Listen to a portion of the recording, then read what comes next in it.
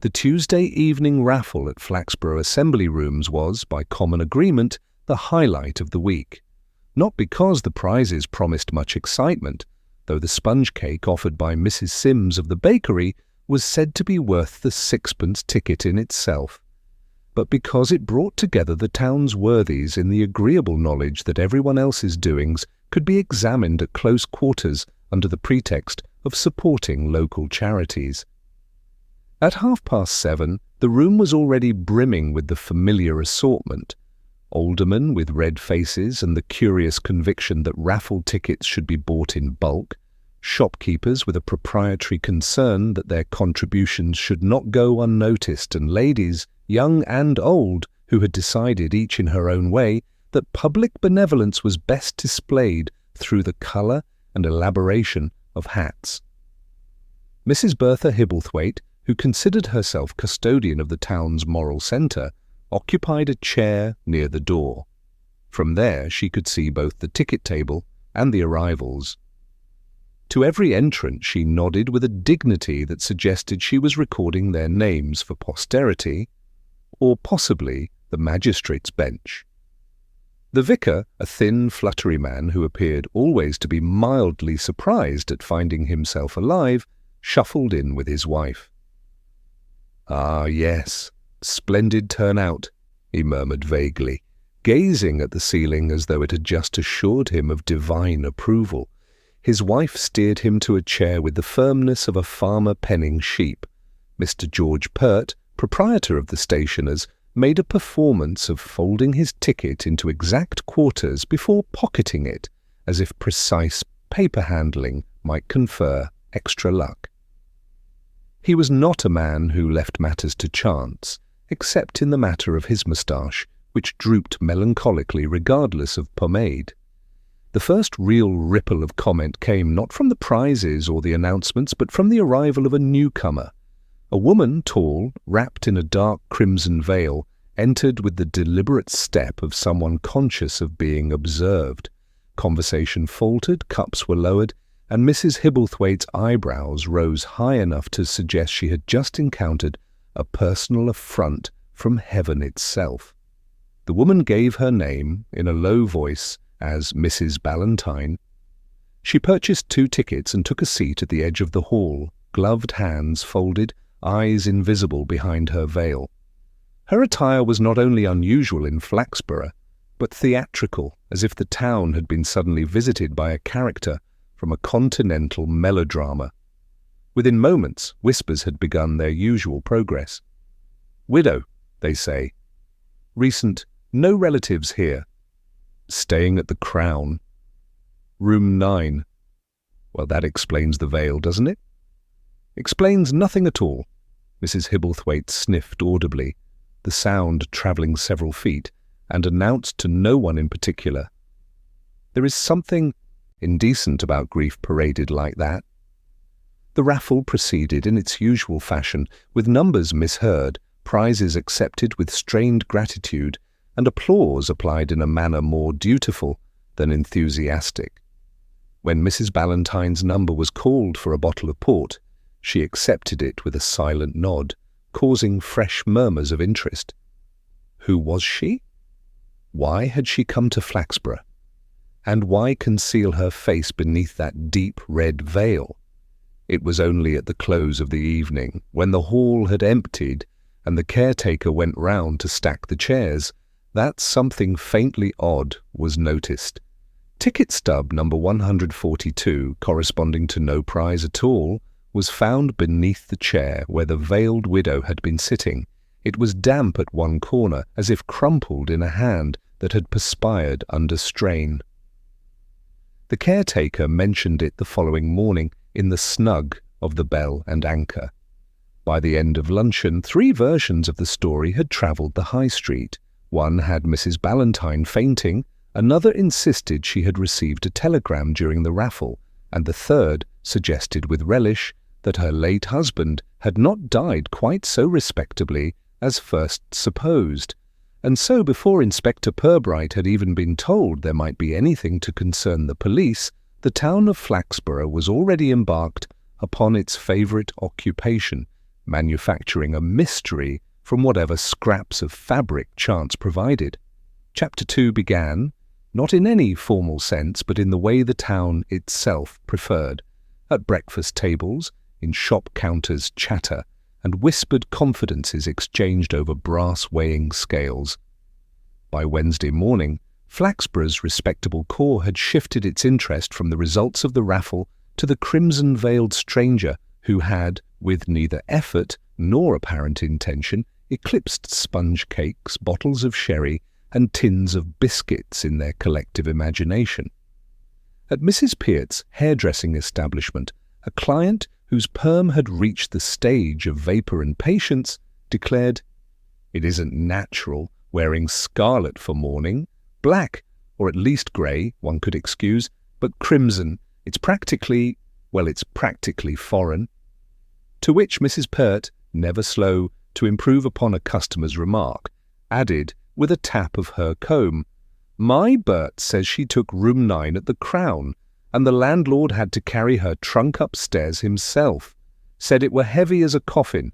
Draw your own conclusions." Meanwhile, in the snug of the Bell and Anchor, retired draper Mr. Longfellow was supplying his own authoritative version. He claimed that the lady was no widow at all, but some kind of adventuress, the sort you read about in magazines. Room 9, eh? That number alone tells you she's not respectable. By mid-afternoon, the tale had inflated itself further.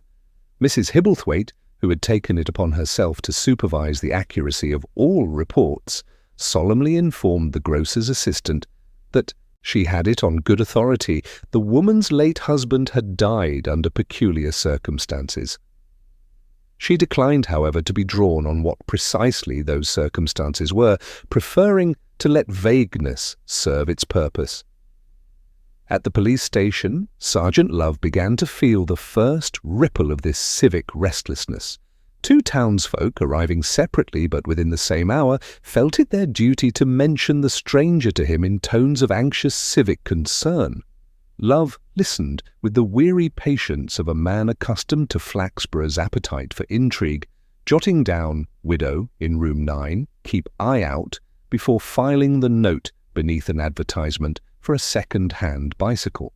Inspector Pubright, when apprised of these developments by Love later that afternoon, displayed no sign of either excitement or alarm. He merely inclined his head a little, as though weighing up the temperature of a cup of tea not yet brewed.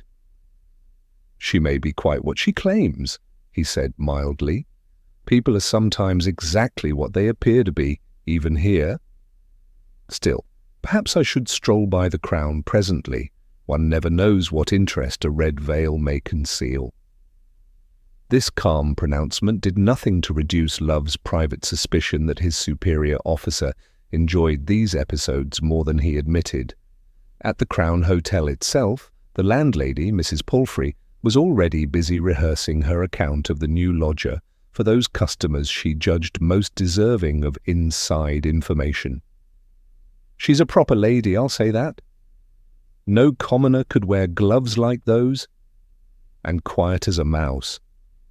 It's never a word, except when she asked for hot water to be sent up.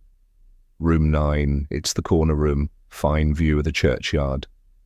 The last phrase was delivered with relish, and it was repeated down the street by tea-time, with the addition, entirely unauthorized, that the widow spent hours gazing at the gravestones as if selecting one for herself.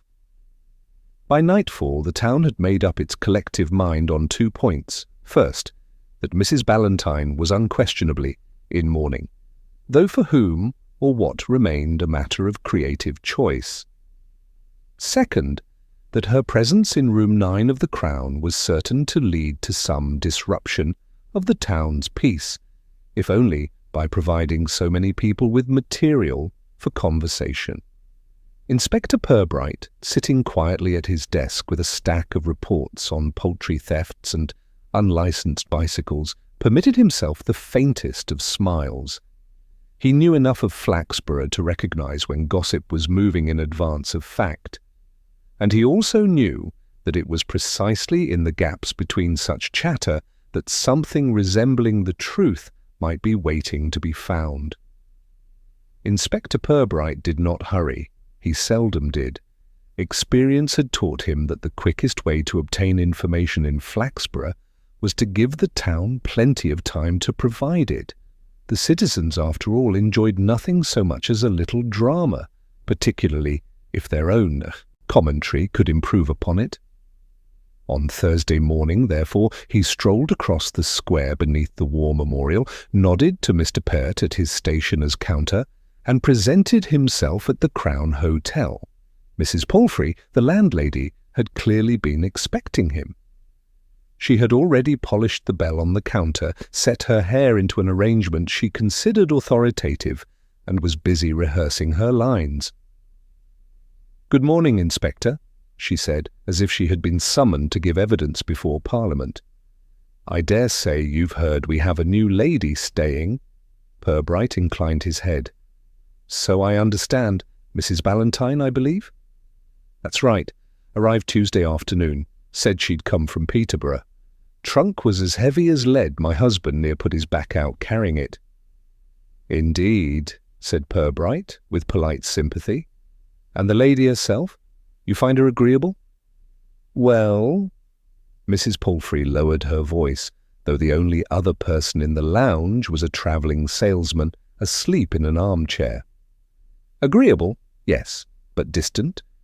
You know the sort of manner, as if she'd a good many secrets, but none you'd be allowed to know. Very well spoken, mind, refined, though that veil—" She paused with the relish of someone dangling bait. "Yes, the veil," Pubright prompted gently. "Crimson, Inspector, crimson. Now, black I could understand, but red over the face, it doesn't look natural. People have been talking." "People do," Pubright remarked, smiling faintly.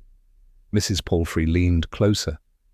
"She's taken room 9, corner room, looks out over the churchyard. She spends a good deal of time at the window, staring down at the gravestones. Gives me a turn, it does, like she's expecting someone to come up out of one."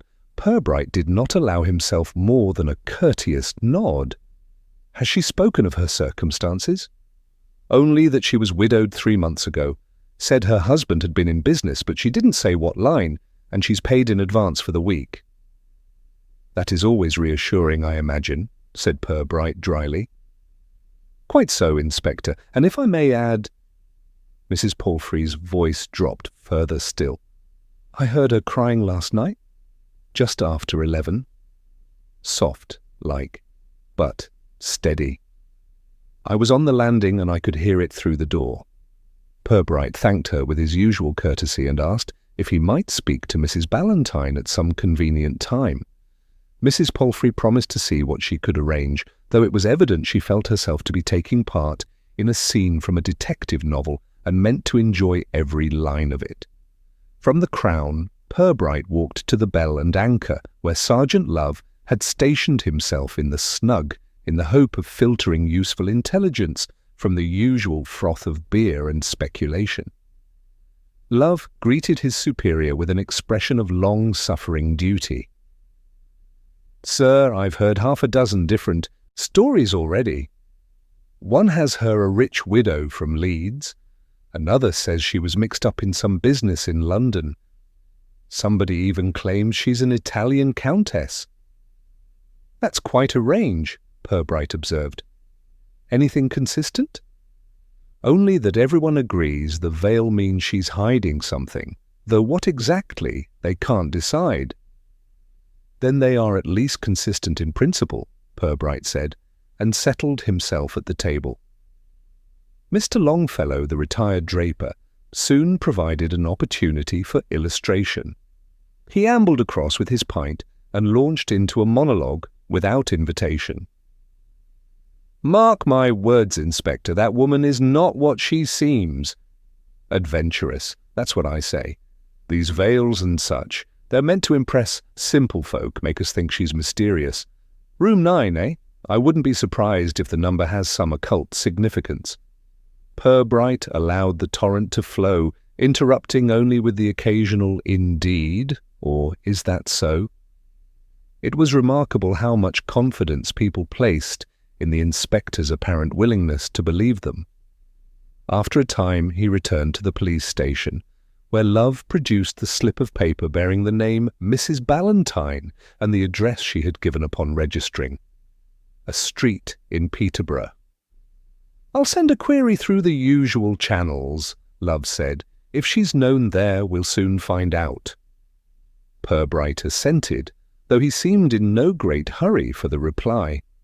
His method, as Love sometimes reflected, was more akin to gardening than to crime detection, planting seeds of inquiry and waiting, patient as rain, for them to sprout. That afternoon, Pubright took a leisurely turn about the marketplace. It was market day, and the square thronged with stalls and gossip. He stopped to speak with Mrs. Hibblethwaite, who was supervising her maid's purchase of fish with an air of moral responsibility. "Yes, Inspector, I did see her," Mrs. Hibblethwaite said, her lips pursed into a bow of righteousness. "At the raffle, a most ostentatious performance. Crimson veil, if you please. I cannot think what sort of grief that colour is meant to express." "Grief has many shades, I expect," Pubright murmured. Mrs. Hibblethwaite regarded him sharply, as if testing his orthodoxy. "Well, I have it on good authority that her husband died abroad. That would account for her unusual manner. Continental influences, Inspector. One has to be on one's guard." Pubright thanked her politely and went on his way. By the time he had completed a circuit of the square, he had accumulated no fewer than 4 competing versions of Mrs. Ballantyne's history. She was a shipping magnate's widow, she had been abandoned by a husband who faked his death, she had lost her fortune in stocks, and she was concealing a disfiguring scar. Back at the station, Pubright sat for a while at his desk, his fingers steepled, his eyes half closed. Love, who had entered with a pile of paperwork, could not resist asking, "Do you think there's anything in it, sir? Or just gossip, as usual?" Pubright opened his eyes and smiled faintly. "Oh, there is usually something, Sergeant, but seldom what people suppose. A veil is more than cloth, after all. It conceals, but it also attracts attention. The interesting question is, was that her intention?" Love frowned, trying to pass the remark, but Pubright had already bent to his paperwork with apparent absorption. Thus the inspector's first inquiries came to a close, leaving Flaxborough no less intrigued, and perhaps rather more so than before. By Friday morning, the town's collective imagination, having digested the crimson veil, the heavy trunk, and the whispered crying in room 9, required something firmer to chew on. Idle speculation is all very well, but Flaxborough preferred its mysteries to come with at least one name to point at. The candidate emerged, as such candidates often did, not from fact, but from convenience. It was Mr. James Palfrey, landlord of the Crown, husband of the landlady who had already distributed her observations with admirable thoroughness.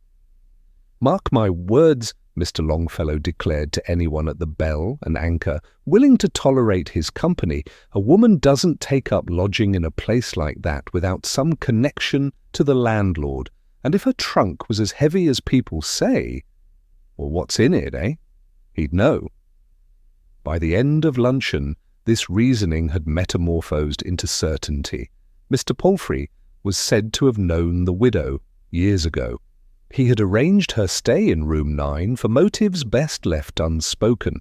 The trunk contained either his guilty past or her guilty future.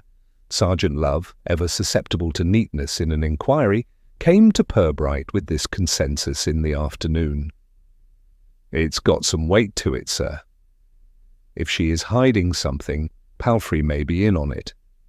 At the very least, he could tell us more than he has." Pubright looked up from his report on an unlicensed goat tethered in a public thoroughfare.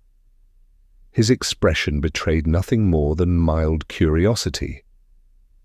"You have spoken with him?" "Not formally, but he was at the bar when I called yesterday." Evasive, I thought. changed the subject when Mrs. Ballantyne's name came up. "People often do when the subject concerns a lady who is presently paying them money," Pubright said gently. "Still, it might be useful to have a word." Accordingly, the inspector took himself to the Crown in the early evening, when trade was brisk but not overwhelming. Mr. Palfrey, a florid man with the build of someone who had long ago won a tug-of-war and seen no reason to surrender the physique since, greeted him with a mixture of cheer and apprehension. "Evening, Inspector. What can I get you?"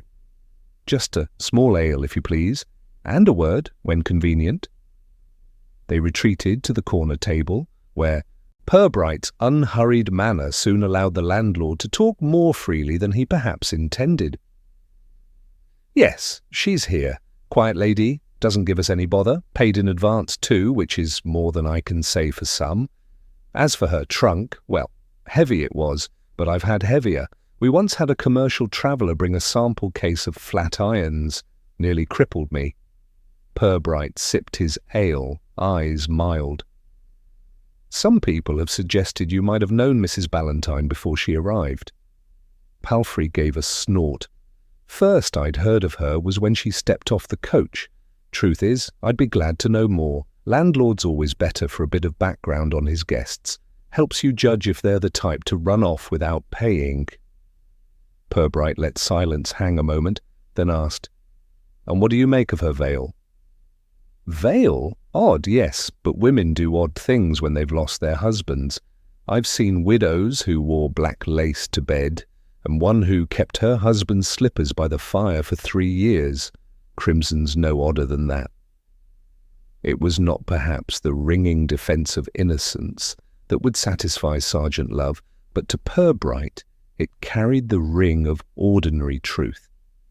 He left the Crown with the impression of a man bewildered by gossip rather than complicit in conspiracy. Love was disappointed when told of this. "It all fits too easily, though, sir. Lodger, veil, heavy trunk, it's the sort of thing that points to the landlord." Purbright smiled faintly. "Yes, Sergeant, and that is why we must be especially careful. The obvious often hides nothing but the obvious, which is, I admit, disappointing." Meanwhile, the town had embraced the idea of Palfrey's involvement with such relish that denial was impossible. In the greengrocer's shop, a woman was overheard to say, "I don't care what he claims, he carried that trunk up himself. You don't do that for a stranger." At the hairdresser's, Mrs. Peart confided to a client under the dryer, "There's something in his manner, shifty I call it. He's always smiling too much. That sort of smile hides things." Even Mrs. Hibblethwaite, when stopped by Purbright outside the church, announced with the authority of a magistrate's verdict, "The Palfreys are decent enough in their way, but there's no smoke without fire." A woman doesn't cry in room 9 unless the landlord has something to answer for. Purbright, as ever, received these pronouncements with a nod that might have meant agreement, scepticism, or merely the acknowledgement of sound travelling through air. The matter of the trunk, however, would not leave his mind entirely. That evening, as he sat in his study with a pot of tea and the local paper, he reflected that while heavy luggage was hardly in itself suspicious, the eagerness with which the town had seized upon it was curious. People did not cling to a detail unless it offered some satisfaction. Perhaps he thought the trunk was less important than what it represented. The idea of something concealed, something tangible but withheld. It was with this reflection that he resolved quietly to learn more, not only about the widow, but about the circumstances that had delivered her, crimson veil and all, to room 9 of the Crown. Sergeant Love would have been gratified to hear such resolution, but Purbright did not trouble him with it just yet. Love, he suspected, would soon enough have his chance to press the matter of the trunk again. For now, the inspector was content to let the town enjoy its chosen suspect, secure in the knowledge that true explanations seldom arrive as neatly packaged as public opinion prefers. And so while gossip ran merrily on and Mr. Palfrey endured the sidelong glances of his regulars, Purbright waited, patient, as always, for the next small slip of fact to disturb the tidy picture. It was only a matter of time. On Saturday morning, the town awoke to find that its appetite for scandal had grown sharper overnight. Mr. Palfrey was still the favourite villain, but there is only so long a community can keep up interest in a man whose only real crime had been to carry a trunk up a flight of stairs. Something more was required, and, as luck, or perhaps fate, would have it, something duly arrived. The chambermaid at the Crown, a pale and earnest girl named Elsie Binns, had been changing the linens in room 7 when she noticed a curious item on the landing carpet. It was small, almost inconspicuous, a calling card, slightly creased, its corner smudged with what looked suspiciously like rouge. Across the surface, in neat, old-fashioned copperplate, was inscribed the name Mr. Leonard Copping. What made the discovery peculiar was that no such gentleman had been seen at the Crown. Nor, indeed, could Mrs. Palfrey recall any guest of that name in recent months. The card must have been dropped either by accident or design, and it was Elsie's misfortune or triumph, depending on one's view, that she reported it to her mistress rather than consigning it to the wastebasket. By the time Inspector Pubright was informed, the card had passed through at least 5 stages of interpretation. To Mrs. Palfrey, it suggested a secret visitor. To Mr. Longfellow, it was proof of a clandestine rendezvous. And to Mrs. Hibblethwaite, it could only mean that the widow had been consorting with men of dubious respectability.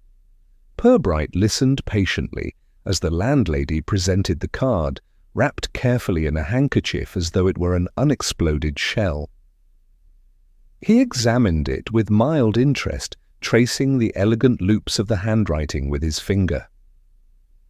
"Leonard Copping," he murmured. "A distinguished name, don't you think? One can almost hear it announcing itself in a theatre lobby." Mrs. Palfrey pursed her lips. "I should think so, Inspector, and no good comes of it either. A card like that. It's the sort of thing bound up with goings-on. I said to my husband only last night, nothing respectable begins with a calling card." Pubright did not correct her, but tucked the object into his pocket. "Thank you, Mrs. Palfrey. We shall make discreet inquiries." The oddity of the detail did not lie merely in the card's existence, but in its timing. It had been found on the landing directly outside room 9, the widow's chamber. If coincidence, it was an oddly pointed one. If deliberate, it was too clumsy to be clever. Either way, Purbright's curiosity was piqued. Later that afternoon, as he walked with Sergeant Love across the square, he produced the card. "What do you make of this?" Love frowned. "Well, sir, looks like an ordinary visiting card to me, probably dropped out of someone's pocket. I don't see what's suspicious about it." "Precisely," Pubright said softly. "Suspicion lies not in the object, but in the way people react to it. They are very quick to connect it with the widow, too quick perhaps. The mind prefers neatness, Sergeant, even when reality does not oblige." Love looked unconvinced, but nodded, as he generally did when Pubright became philosophical. That evening Pubright took a quiet walk past the Crown. Through the window of the lounge he saw Mrs. Ballantyne seated alone, her crimson veil lowered just enough to permit her to drink a glass of port. She was reading a book, or rather holding one open while her eyes stared at nothing. The inspector observed her for a few moments, noting the rigid set of her shoulders, the way her gloved hand lingered too long on the rim of the glass. He did not enter or attempt to speak with her. Instead, he filed away the impression, a woman both shielding herself and performing the act of shielding, as if to remind others that she had something to hide. The town, meanwhile, had seized upon the card as fresh fuel. By Sunday morning it was widely accepted that Mr. Leonard Copping was the widow's late husband, miraculously still alive, and that the crimson veil concealed her shame, at having been deserted. A rival version insisted that Copping was her lover and that the veil was a symbol of guilt. Still another theory, peddled with relish by Mrs. Peart in her salon, held that Copping was a money-lender who had financed the veil itself, crimson being a colour favoured by debt. The inspector, listening to these embroidered tales in the course of his strolls, remarked to Love, "It is remarkable how a town can produce so many garments from such a small scrap of cloth." Love asked if he should attempt to trace Mr. Copping. Pubright considered this. "Yes, but without haste. If he exists, he may reveal himself soon enough." It was at church on Sunday that the trivial detail deepened its peculiarity. Mrs. Ballantyne attended the morning service, still veiled, and sat alone near the back. As the congregation filed out, Mrs. Hibblethwaite, who made it her duty to observe all comings and goings, noticed a small piece of paper slip from the widow's prayer book. She retrieved it with solemn dignity, only to find it was the back half of the same calling card, torn cleanly down the centre. This revelation, retold with suitable gravity over the course of the day, had an electrifying effect. Now the story was not merely of a dropped card, but of a deliberate concealment. Why would a widow carry half of Mr. Leonard Copping's card in her prayer book? Why tear it in two? The interpretations multiplied like ivy on a wall. Pubright, when apprised of this new discovery, allowed himself the smallest of sighs. So now the poor lady is both hiding and advertising her secrets at the same time. Flaxborough will soon have her guilty of everything short of regicide. Love, frowning, said, "Do you think she tore it herself, sir?" "That," Pubright replied, "is exactly the sort of question we must not answer too quickly." And with that the inspector folded the half-card into an envelope and placed it in his desk. It was, in itself, a trivial object. Yet Pubright knew enough of human behaviour to recognise that the most trivial things, the way a veil is worn, a trunk carried, or a card torn, can sometimes point more surely than the grandest gestures. For the moment, however, he kept his thoughts to himself. The town could busy itself with Leonard Copping and his supposed career in romance, finance, or crime. Pubright would wait, quietly attentive, for the small oddity to swell into something more. Inspector Pubright, though unfailingly courteous in his manner, had already begun to tug at threads invisible to others. To the casual townsfolk of Flaxborough, his movements seemed almost idle, a stroll across the marketplace, a pause at the library steps, a polite nod to the postmistress. Yet with each unhurried step he accumulated fragments of truth, as though gathering fallen leaves that, when pieced together, might show the pattern of the season. It was at the library, a modern extension grafted without enthusiasm onto the Victorian facade of the municipal building, that Pubright found himself listening to Miss Lucy Teal. Miss Teal, the head librarian, was a woman of neat bun, sharper spectacles, and an unshakable belief that she alone safeguarded the town's intellectual dignity. Her affection for the Dewey Decimal System bordered on idolatry. "Yes, Inspector, she does come here," Miss Teal replied, lowering her voice as though confessing the fact were in poor taste. "The widow? Room 9, yes. I cannot say I care for her manner. She has the air of one who regards reference books as props rather than sources. Last week she asked for a complete guide to English poisonings of all things. I pretended we did not own it, though it is, regrettably, in the medical section." Pubright nodded gravely, though the corners of his mouth toyed with an unseen smile. "And did she seem disappointed?" "Not disappointed, bemused, as though her question had been less an inquiry than a signal." From the library, Pubright made his way to the Greystone Hotel, the town's only establishment that managed to be both genteel and shabby. Behind the counter, the proprietor, Mr. Leonard Winch, received him with the cautious eagerness of one who hoped for scandal but feared litigation. "Room 9, yes," Winch admitted, polishing a bell that no guest had rung in months. "She insists on it, though the wallpaper's dreadful and the sash window never quite closes. Most curious. And she doesn't care for meals in the dining room, has her tray sent up. A woman with something to hide, if you ask me, or," he added with a wink, "something to keep." Pubright let this remark rest unanswered, his eyes drifting over the rack of room keys, each dangling from an oak fob. He noticed that the key to room 9 was more worn at the brass than the others, as though turned with peculiar frequency. Later, in the genteel gloom of the parish church, Pubright spoke with Reverend Havelock. The Reverend, a tall man whose cassock always looked as though it had been borrowed in haste from a thinner clergyman, offered cautious words. "She attends occasionally," he said. "Sits at the back, never sings, never kneels. She watches, not me, not the service, but the congregation. It is most unnerving, like being surveyed by a tax inspector who disapproves of hymnody." By the time Pubright left the churchyard, twilight was softening the town's stone fronts, and lamps blinked awake in windows. He walked slowly, turning over the day's gleanings.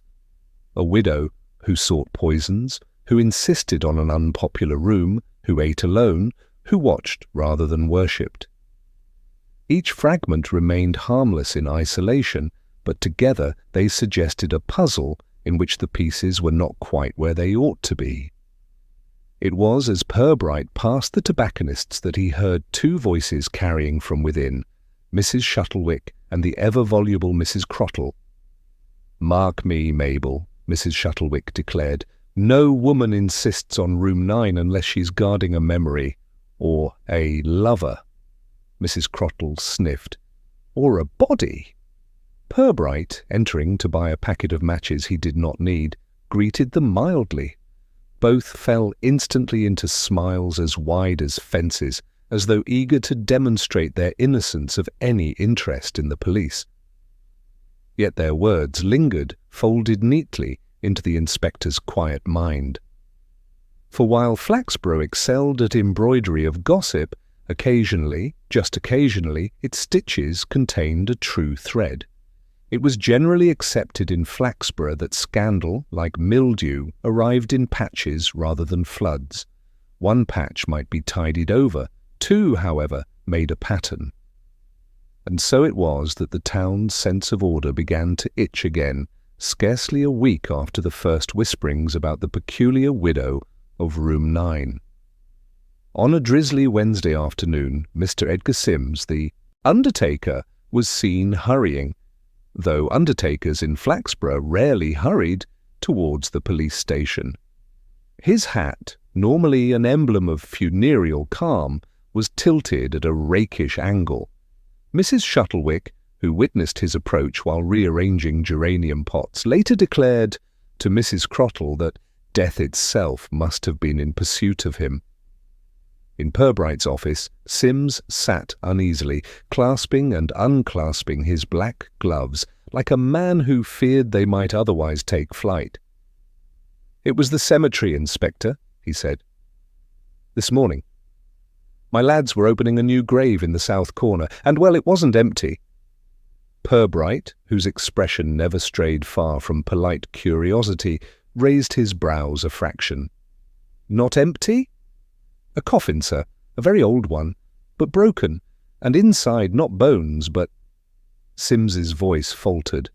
"A bundle, a sackcloth bundle, weighted with stones, and inside, though I oughtn't to say it, remains.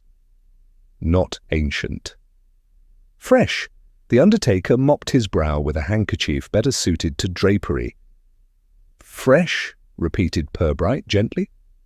"How fresh?" "Days, not decades, perhaps weeks." By the time the undertaker had left, Flaxborough's constabulary was alert but discreet. Pubright himself walked out towards the cemetery, raincoat buttoned, hat brim low. The churchyard lay hushed beneath mist. The grave, partly refilled by embarrassed labourers, gaped like a mouth reluctant to speak.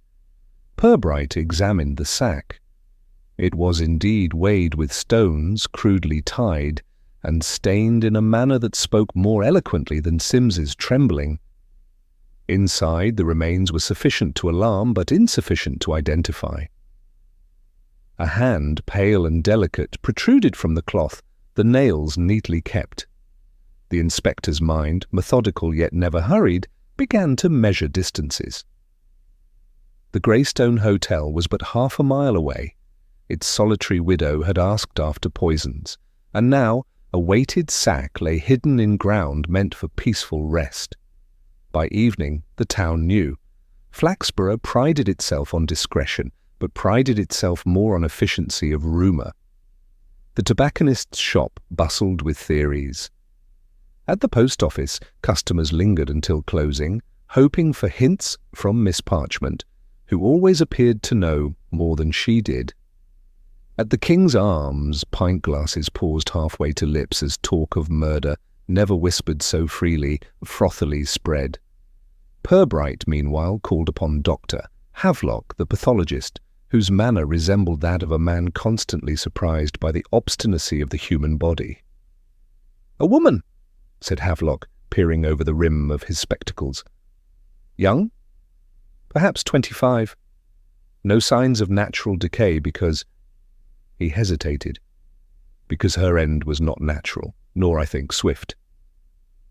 The inspector thanked him and left without further comment. That night, as the lamps burned in his office, Pubright placed on his desk 2 slips of paper.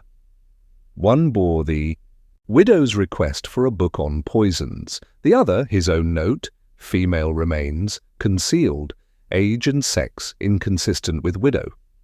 2 patches of mildew, it seemed, but was there a pattern?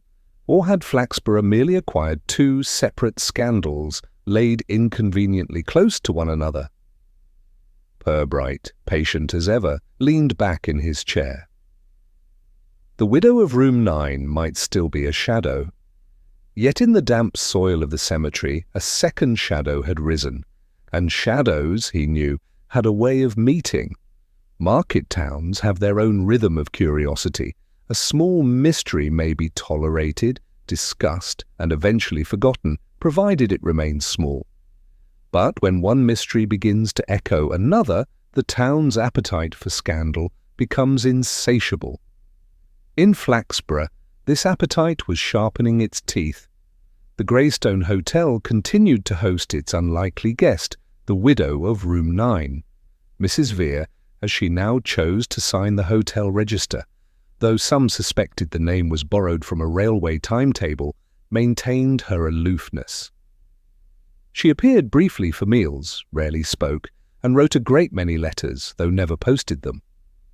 Mr. Pumphrey, the manager, confessed to Inspector Pubright that he had once delivered a tray of tea, only to find half a dozen sealed envelopes laid out in a precise row, none addressed, none stamped. "It gave me," said Pumphrey, "the distinct impression of a person conducting correspondence with the dead." The inspector thanked him without comment. Meanwhile, the discovery in the cemetery persisted like a low fever in every drawing-room and shop. Dr. Havelock's preliminary report, though couched in professional ambiguity, had made its way through town channels and emerged transformed. The deceased was now said to be a barmaid from the King's Arms, a nursemaid from Bassingthorpe, and in one version, the mayor's secretary. Each tale enjoyed equal conviction. Pubright was not much interested in gossip, save for the pattern it revealed. And one such pattern now lay before him. The widow had asked for a book on poisons. The body in the sack had borne traces of chemical injury to the skin, according to Havelock's more guarded phrasing.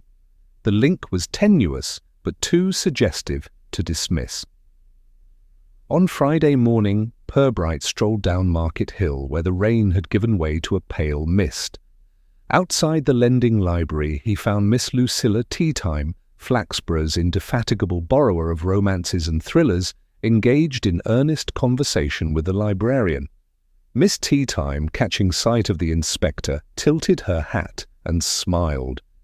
"Ah, Inspector, you'll be gratified to know your widow friend has developed rather specific literary tastes. She returned last week's Practical Herbals and demanded something, in her words, more immediate."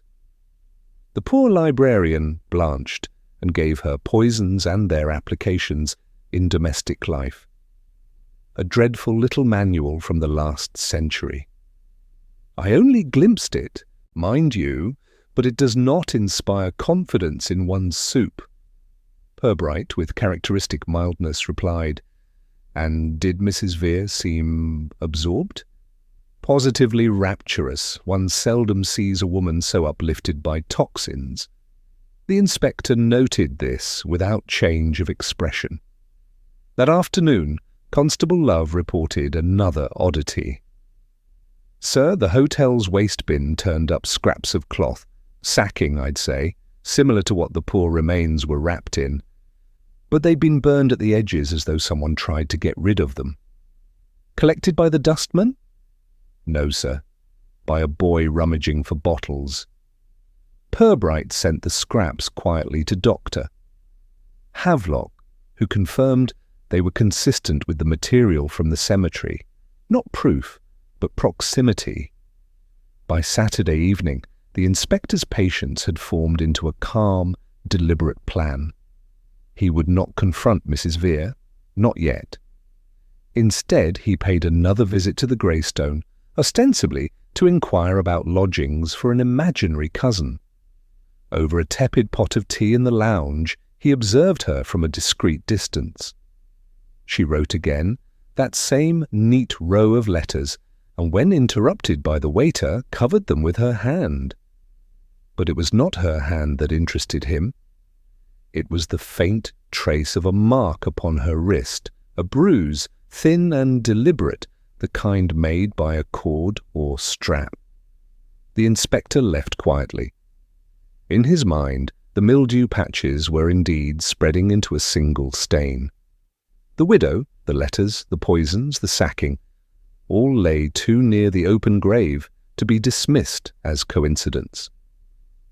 And yet, Pubright knew better than most, the most obvious connection was rarely the true one. Flaxborough, with its tidy shop fronts and whispering back rooms, had a habit of concealing a third shadow, lurking just out of sight. He resolved, therefore, to wait. And in Flaxborough, waiting was never unproductive, for in this town secrets ripened faster than apples and just as surely fell. By Monday, Flaxborough had become an organism entirely consumed with conjecture. In the town hall, councillors droned over minutes of meetings that might have been dreary in any other week, but which now rang with urgency. "What will the Chief Inspector do?" demanded Alderman Crumpton, peering over spectacles as though Pubright were seated in the chamber. "We cannot allow a lady to sadden the town with her veil, and her mourning, and her mysteries. It is affecting the markets." Pubright, politely summoned, accepted a seat at the back of the council room. He listened to the various propositions, none of which he took seriously, though he nodded occasionally to maintain decorum. "It is the simplest solution," Alderman Crumpton continued. "To confront the widow directly, she must reveal herself, or we shall remove her." Pubright, with a mild smile that suggested both amusement and gentle disapproval, took no immediate action. For him, the council's agitation was a signal, not a solution. He knew that human nature had predictable rhythms and that the guilty, if guilty there were, often betrayed themselves when least expected. By the following day, he decided upon a small, carefully staged measure. He sent an invitation to Mrs. Vere at the Greystone Hotel, requesting her presence at the library for a brief consultation on local publications. The wording was formal yet unobtrusive, and the timing deliberately coincided with the town's mid-morning lull, so as to avoid immediate observation by the curious. When she arrived, crimson veil slightly raised to reveal eyes sharp with intelligence, Pubright offered the customary greeting and seated her across from his polished oak desk. A pile of local newspapers and a reference book on municipal history lay between them. "I am grateful for your time," he said. "I thought you might find some of these older editions of local interest. The town has a rather colourful memory." Mrs. Vere inclined her head, gloved fingers tracing the spine of the book. "I am sure it does," she murmured. Her voice, quiet and measured, carried an undercurrent of something unreadable, perhaps amusement, perhaps caution.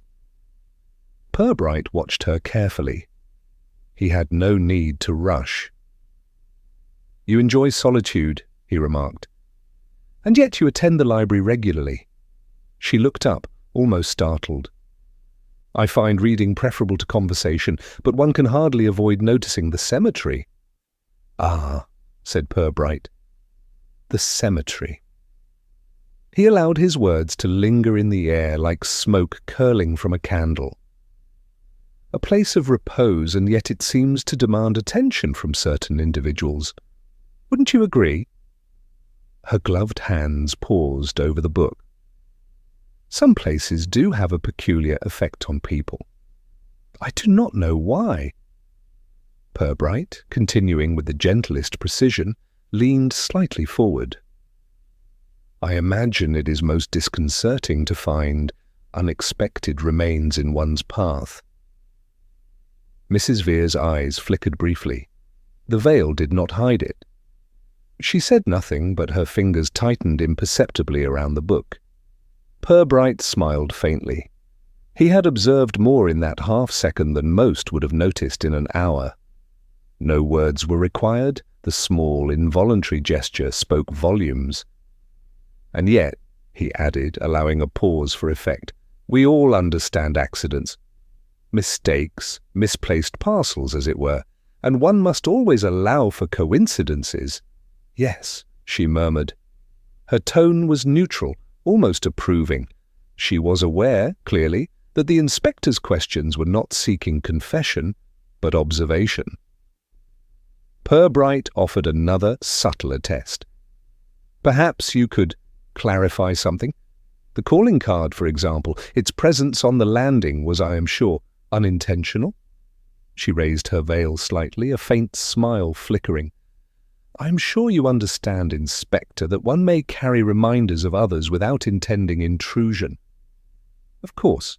He allowed the statement to rest, his eyes fixed lightly upon her wrist, now bare and unmarked. The previous bruise, he noted, had healed sufficiently to suggest no recent struggle. Timing, he calculated, was as revealing as any confession. Pubright allowed a final, delicate prod. One may also mislay items through the carelessness of servants. Mrs. Vere inclined her head, acknowledging the possibility, though she seemed carefully not to commit. Yet the fraction of a second in which her eyes met his held a gleam, recognition of a truth he had not yet spoken aloud. When the interview concluded, she rose, graceful and reserved. Pubright escorted her to the door, polite to the last syllable. In the hall, he allowed Sergeant Love to approach with a copy of the local paper. "It seems, sir, that the town is still entirely convinced of Mr. Palfrey's complicity," Love said, eyebrows lifted in anticipation. Pubright smiled. "Patience, Sergeant. The town's guesses, though colourful, are rarely accurate. They are, however, instructive." As Mrs. Vere departed, the inspector noted the minute shift in her bearing. Polite, composed, and seemingly indifferent, she carried herself as one who had been tested, understood, and survived the gentle probing. The test, he reflected, was never about overt confession. It was about observation, timing, and the subtle signals that reveal more than words ever could. And so Flaxborough continued to bustle, markets unaltered, gossip thriving, while the inspector retired to his desk, content to let the next piece of the puzzle present itself. For human nature, as he often reminded Love, is most eloquent when it believes no one is listening. The widow had passed the test, and in doing so she had revealed without a word more than any gossip or council meeting could have elicited. By Tuesday afternoon, Flaxborough had settled into a state of anticipatory stillness. The markets continued, the bell tower tolled, and shopkeepers greeted customers with polite cheer, yet beneath the surface there was a tense undercurrent. The town waited, not knowing exactly for what, though every whispered comment suggested that a climax was imminent. Inspector Pubright, however, did not hurry. He spent the morning reviewing his notes: the widow of room 9, her crimson veil, the heavy trunk, the calling card, the burned scraps, the oddly tied sack in the cemetery, and the healed mark on her wrist. Each fragment alone might have meant nothing. Together they formed a lattice of behavior, timing, and small gestures. He called Sergeant Love into the office. "We must approach this with quiet civility," he said, pouring tea with deliberate slowness. "The truth, Sergeant, is rarely revealed in a hurry. People notice the wrong things. It is our task to illuminate what they overlook." At 3:30, Pubright made his way to the Greystone Hotel. Mrs. Vere awaited him in the lounge, the crimson veil lifted to her forehead. She greeted him politely, and he returned the gesture with his customary mild expression. "Mrs. Vere," he began, "thank you for allowing me this final conversation. There are matters of the past and matters of perception that require clarification. May we speak freely?" She inclined her head. "Of course, Inspector." Pubright began slowly, deliberately, as though recounting an ordinary tale. "You arrived in Flaxborough carrying a trunk of considerable weight which, as it happens, contained nothing more than your personal effects. Its heaviness drew attention, and the town, as you might expect, invented narratives around it." He paused. "The calling card found on the landing was indeed yours, but it had been torn not to conceal, but simply to prevent misplacement, an absent-minded precaution while tending your letters." Mrs. Vere's eyes remained steady, the faintest twitch at the corner of her mouth, betraying neither amusement nor discomposure. "The bundle in the cemetery," Pubright continued, "was unrelated to your presence. Someone, unknown to both of us, sought to dispose of unwanted remains with deliberate care, choosing the south corner near the newly dug grave, so that gossip would attach itself to the nearest conspicuous lady. The town obliged." She tilted her head as if listening to an old melody with new appreciation. "So the stories were fabricated?" "Not entirely," Pubright said softly. "Behavior was observed, objects were found, and assumptions were made. But the links imagined by the populace were coincidental, amplified by desire for a narrative." He leaned forward, his voice gentle. "Your veil, your choice of room 9, the book on poisons, each an ordinary act, misinterpreted. No crime has occurred, Mrs. Vere. The weight of suspicion fell on Mr. Palfrey because people prefer a neat culprit, and on you because you are an interesting, composed, and quiet observer." Mrs. Vere allowed a small smile to break through. "I see. So Flaxborough has been busy chasing shadows." "Precisely," Pubright said. "And now, having observed these patterns, you will forgive me if I add that it is remarkable how swiftly assumptions become certainty in a town with a taste for intrigue, yet the reality remains simpler than most expect." The widow lowered her veil entirely, settling it gently over her shoulders. "I am grateful for your discretion, Inspector. It has been enlightening." Pubright inclined his head. "It is always our pleasure to seek clarity where misunderstanding reigns. And now we may all return to our ordinary routines, leaving gossip to its own devices." He rose, nodded to Mrs. Vere, and departed the Greystone with Sergeant Love following closely. Outside, the square was quiet, and the markets continued their steady hum. The town had not been told the full explanation. Few would have understood or believed it. But Pubright knew that with patience, the truth would find its equilibrium without disturbance. As he returned to the station, he reflected on the curious intricacies of human perception, how a glance, a gesture, or a minor object could generate whole stories, how ordinary choices might be read as extraordinary, and how the mind of a small town hungers for drama even where none exists. And in that reflection lay the final satisfaction, for in Flaxborough, as in life, the measured patience of observation often yields more truth than hasty action or loud proclamation. The widow remained at the Greystone, the trunk safely stowed, the veil resting crimson yet harmless. Mr. Palfrey resumed his routine with only minor inconvenience. And the town, having chased its shadows, would settle, gradually, into the gentle rhythm of its streets once more. Inspector Pubright returned to his desk, the soft ticking of the office clock a companion to his thoughts, content in the knowledge that civility and observation had restored balance. The following afternoon brought with it a drizzle fine enough to be mistaken for dust, settling upon Flaxborough's shop windows and the heads of those hurrying between them. The town, in the manner of towns everywhere, had already begun to reassemble its air of routine, though the peculiarities of the widow in room 9 still clung to conversations like burrs upon a trouser hem.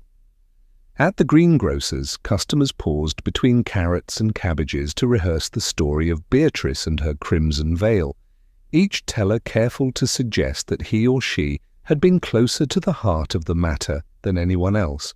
Mrs. Coppinger claimed to know precisely who H was, although she declined to say, on grounds that the name would only shock you.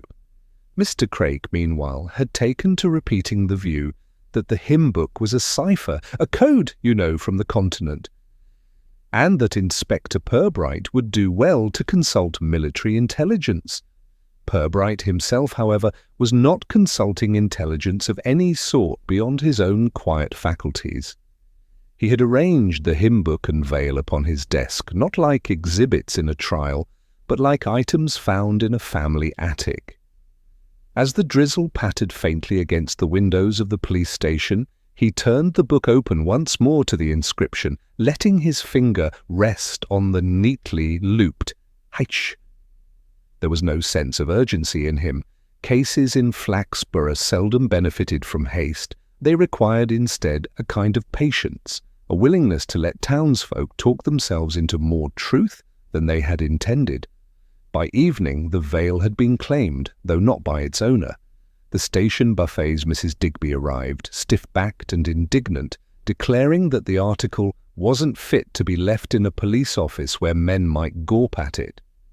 Pubright yielded it to her care without protest, though his eyes lingered on the tissue paper in which she folded it, as though he found its crispness more informative than her lecture.